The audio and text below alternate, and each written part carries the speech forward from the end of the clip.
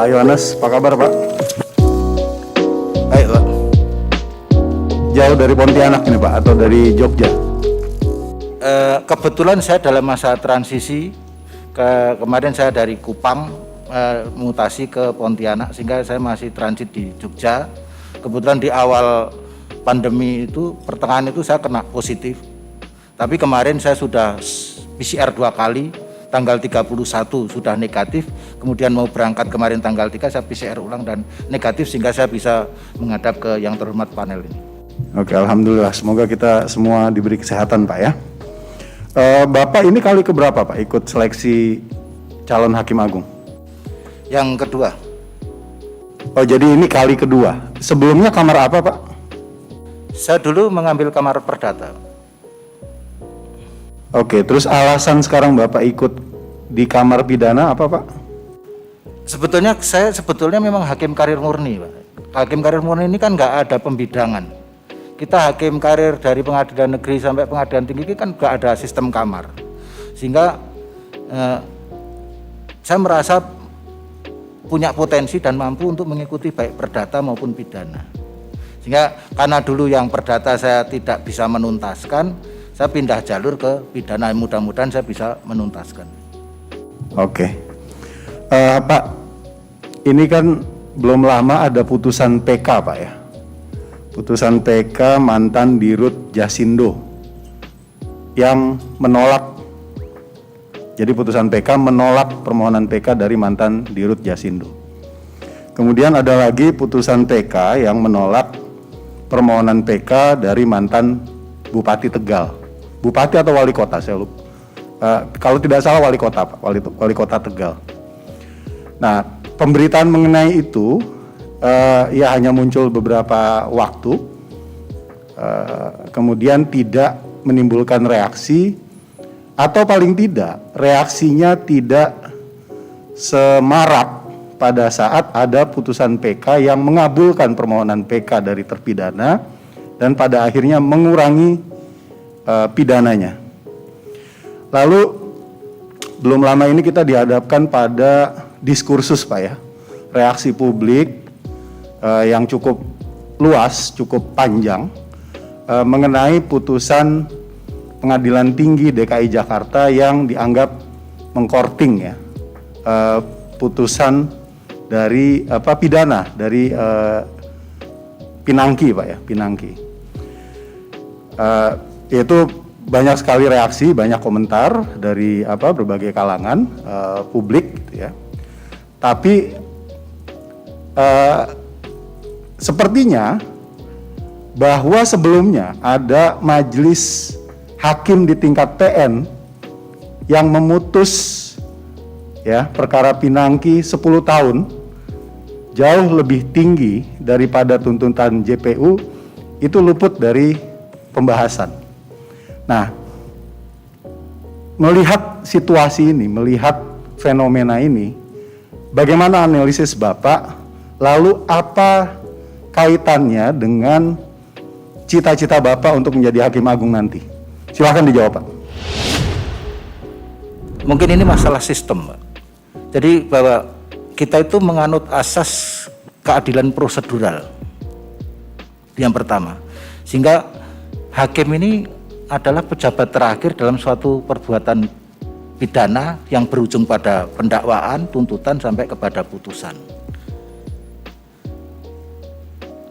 Ada formalitas-formalitas yang di sana hak wewenang di masing-masing aparatur penegak hukum. Makanya seperti kasus yang terakhir itu, andai pun menjadi hakim agung, kalau pihak lain tidak menyatakan kasasi atau PK, mau ngapain setelah adanya putusan tersebut? Karena kita keadilannya keadilan substantif. Kalau ada pihak ketiga yang berkeberatan, pertanyaannya jalurnya lewat mana? Kalau itu memang melukai masyarakat, karena dalam perkara pidana yang bisa maju ke pengadilan adalah negara sudah diwakili oleh jaksa, tidak ada pihak lain. Tidak ada ketentuan pihak lain termasuk masyarakat, entah diwakili LSM atau apa, untuk mengajukan suatu upaya hukum berkaitan dengan suatu sikap putusan yang dianggap tadi itu bertentangan dengan rasa keadilan masyarakat. Jadi kita itu terkendala kepada sistem formalistik dalam penegakan hukum. Untuk mencari kebenaran harus melalui suatu proses. Jadi dan proses itu karena kita beberapa juga menganut asas positif legalistik, menafsirkan pasal itu yang bunyinya seperti itu, sehingga tidak akan disimpangi. Saya kira itu. Oke, sebenarnya saya mau mendalami tapi waktu kita terbatas. Saya mau balik lagi ke statement Prof. Jimli tadi yang bilang bahwa ini hampir banyak sekali calon yang menganggap permasalahan ada di minutasi ya, seolah-olah permasalahan paling serius dalam di Mahkamah Agung itu adalah soal minutasi. Nah, saya mau tanya, Bapak itu tadi cerita bahwa sering sekali membuat putusan sendiri begitu Pak ya. Di level PN sama PT itu biasanya putusan yang Bapak hasilkan itu berapa halaman tebalnya Pak? Yang membedakan kalau itulah karena saya dulu pernah berdiskusi dengan hakim, putusan di luar negeri itu tidak setebal putusan Indonesia. Putusan kita itu luar biasa tebalnya. Setahu saya seperti dulu Profesor Sutikno mengajarkan, putusan di Belanda atau di mana itu putusannya hanya beberapa lembar saja. Karena hakim hanya memformulasikan suatu perbuatan dan hukumnya. Di Indonesia ini sampai menguraikan unsur-unsur, sampai mendetail unsur-unsur setelah unsurnya, fakta-faktanya. Oke, kalau putusan yang Bapak hasilkan rata-rata berapa halaman Pak tebalnya Pak? Bersama majelis tentu saja. Tergantung tebalnya yang dilimpahkan dari kejaksaan. Tetap kita kan ngikuti seperti kalau perkara tipikor 1 meter bisa saja 1 meter karena semua keterangan saksi harus dicantumkan di sana. Oke, bisa ratusan begitu Pak ya, ratusan halaman ya? Bahkan ribuan bisa. Oke, kalau pertimbangannya Pak itu berapa halaman biasanya? Secara persentase dari total dokumen putusan itu berapa persen yang memuat pertimbangan hakim? Kalau persentase saya susah karena itu kuantitatif. Sementara yang kita itu tadi kalau perkara tipikor agak rumit Pak. Karena kita terbiasa hampir semua fakta itu disebutkan diulang-ulang. Celakanya kalau diulang-ulang lagi itu lebih menjadi tebal lagi. Kalau prosentase ya agak rumit, mau bilang 10%, 30% menjadi rumit. Enggak bisa. Tergantung tebal tipisnya dari berkas itu sendiri. Tapi dia proporsinya jauh lebih sedikit dari total putusannya, begitu? Pasti Pak, pasti.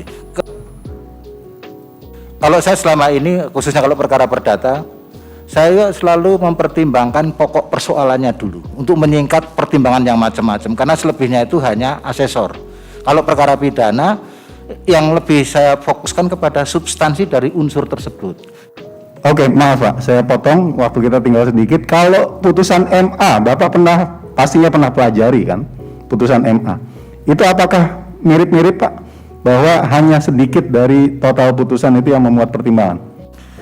Putusan MA memang jauh lebih sedikit, apalagi kalau ternyata yang disampaikan tidak berkaitan dengan sebagaimana dimaksud dengan misalnya ada kesalahan menerapkan hukum atau tidak. Pertanyaan saya tentang proporsi pertimbangannya Pak. Apakah juga tetap jauh lebih sedikit daripada total halaman putusan? Pasti lebih sedikit. Oke, berarti kalau begitu sebenarnya masalahnya di minutasi atau di format putusannya Pak? 1 menit. Karena kalau pertimbangannya itu tidak terlalu banyak dan seandainya putusan itu bisa dibuat dengan format yang lebih sederhana, maka seharusnya minutasi itu bukan jadi masalah. Gimana tanggapan Bapak?